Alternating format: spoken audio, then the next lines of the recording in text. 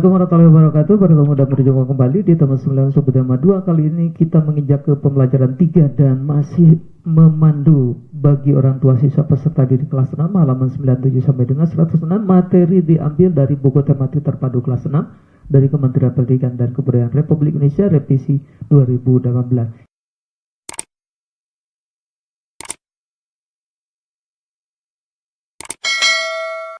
Berdoa dulu menurut agama dan keyakinan masing-masing, Bunda dan Yanda. Kemudian setelah itu mari kita menerapkan protokol kesehatan dan kita mulai dari rumah kita didik anak-anak kita dan keluarga kita untuk selalu mematuhi protokol kesehatan demi kesehatan keluarga kita, kesehatan lingkungan kita, dan kesehatan bangsa dan negara kita.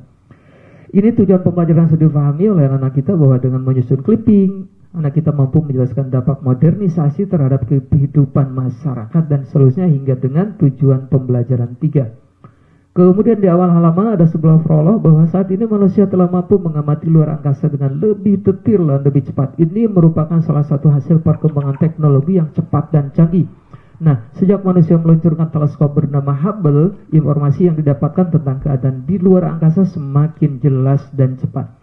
Di kolom ayo berdiskusi, perkembangan ilmu pengetahuan dan teknologi merupakan salah satu akibat dari modernisasi. Nah, perubahan yang terjadi karena modernisasi tampak dari benda-benda berteknologi yang kamu gunakan sehari-hari di rumah. Ya, ada televisi, ada handphone, kemudian ada teknologi-teknologi yang lain yang ada di rumah kita. Nah, diskusikanlah bersama dengan teman sebangkumu mengenai atau alat atau benda apa saja yang merupakan hasil pengembangan teknologi. Misalnya, kamu menggunakan buku dan pensil untuk menulis dan mencatat. Nah, pada zaman dulu orang menggunakan sebuah papan kecil dan menuliskannya dengan menggunakan kapur atau arang. Nah, namun saat ini kamu juga melihat orang menggunakan alat elektronik untuk mencatat, tidak lagi menggunakan buku dan pena seperti biasanya. Nah, itu salah satu contoh penggunaan teknologi abad ini dibandingkan dengan teknologi zaman dahulu, ya. Kemudian bersama dengan teman sebangku, tentukanlah kurang lebih 5 benda yang ada di sekitarmu. Cari tahu bagaimana alat tersebut telah berkembang hingga saat ini dengan cara membandingkannya dengan alat yang memiliki keunggulan yang sama yang digunakan pada masa lalu. Ayo cari teknologi zaman kekinian, kemudian perbandingannya dengan teknologi zaman dahulu yang sejenis tapi berbeda zaman, ya. Kalau sekarang lebih canggih, nah dahulunya apa begitu. Misalnya ada setrika listrik, setrika arang zaman dahulu. Nah, seperti itu. Kemudian bandingkan, ya, dengan alat yang memiliki kegunaan yang sama dengan masa lalu dan masa kini.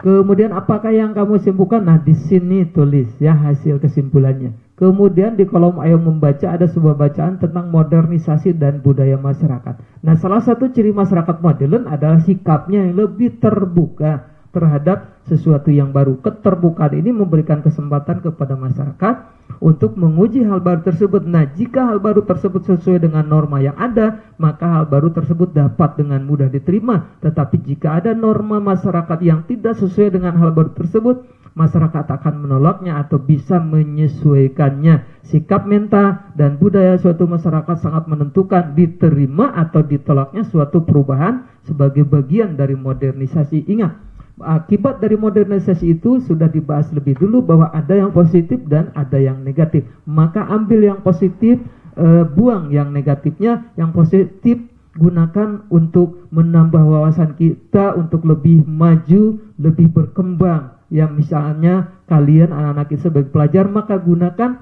teknologi ini untuk belajar, bukan hal-hal yang lainnya.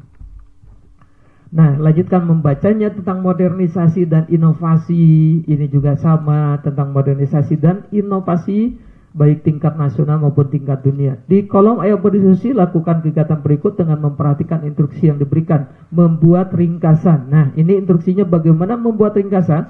Nah, ringkasanmu sebaiknya memuat beberapa hal. Nah, ini yang harus diperhatikan ketika membuat sebuah ringkasan. 1, bagaimana modernisasi mempengaruhi gaya hidup dan cara berpikir masyarakat modern. 2, menjelaskan contoh setiap pengaruh modernisasi yang disebutkan dalam artikel. Contoh lain bisa didapatkan dari sumber informasi lain yang sesuai. Kemudian tulisan dan gambar keseluruhan jelas dan mudah dibaca. Jadi jika ada gambar, maka gambarnya mewakili ringkasan tersebut. Kemudian di kolom ayo berlatih ada membuat clipping dampak modernisasi terhadap budaya masyarakat. Lakukan kegiatannya dengan baik dan benar. Kemudian buatlah kepingmu semenarik mungkin untuk mengundang orang lain untuk membacanya. Nah, di kolom ayat menulis inilah adalah tulislah kesimpulanmu tentang pemahaman yang kamu dapatkan tentang pengaruh modernisasi terhadap budaya masyarakat, terutama masyarakat Indonesia. Nah, di sini di kolom ini adalah kolom untuk membuat kesimpulan. Kemudian pengaruh modernisasi memang nyata di dalam kehidupan sehari-hari. Nah, masyarakat kita tidak dapat menghindar dari pengaruh perkembangan ilmu pengetahuan dan teknologi yang menjadi pendorong terjadinya modernisasi. Berbagai bukti perkembangan teknologi ada di sekitar kita. Salah satunya adalah tempat Observatorium Bosca di Bandung Barat, ya, ada di Lembang. Pernahkah kamu mengunjunginya? Nah, simak baik-baik ceritanya agar kalian menjadi tahu apa itu Observatorium Bosca. Dibahasnya adalah Kak Diana Kaditas. Nah, baca dengan baik dan benar. Apa itu Observatorium Bosca? Nah, ini gambarnya, gambar bangunannya sebagai ilustrasi. Kemudian baca juga selanjutnya, ya, banyak sekali. Namun jangan dilihat banyaknya.